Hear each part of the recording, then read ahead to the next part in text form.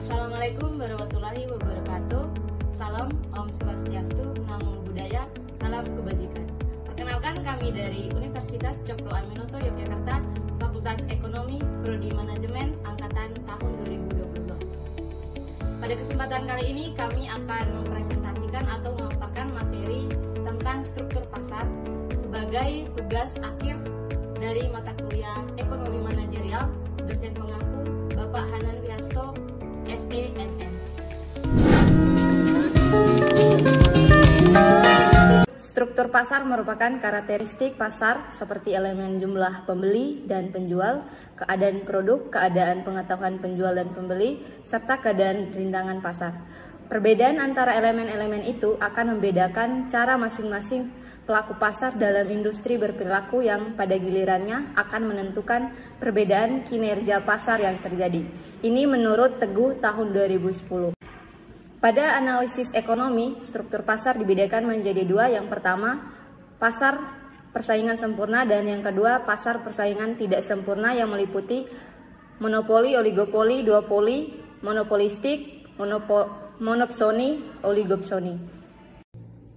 Pasar persaingan sempurna. Jadi pengertian dari pasar persaingan sempurna adalah sebuah jenis pasar dengan jumlah penjual dan pembeli yang sangat banyak dan produk yang dijual bersifat homogen atau sama.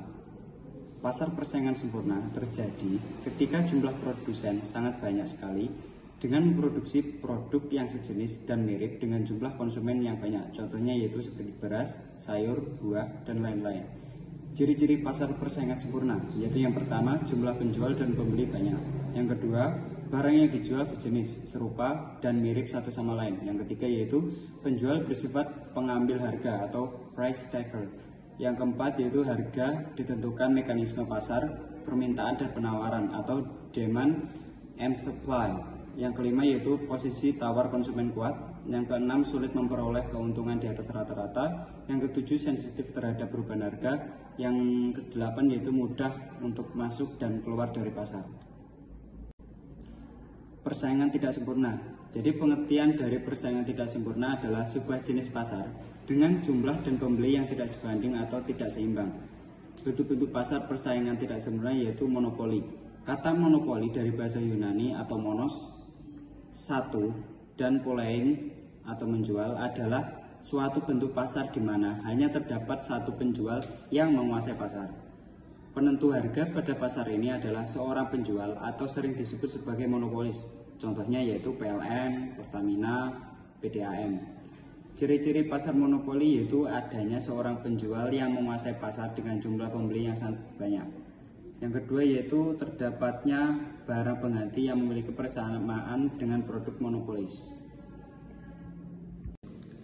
Oligopoli adalah suatu bentuk persaingan pasar yang didominasi oleh beberapa produsen atau penjual dalam satu wilayah area.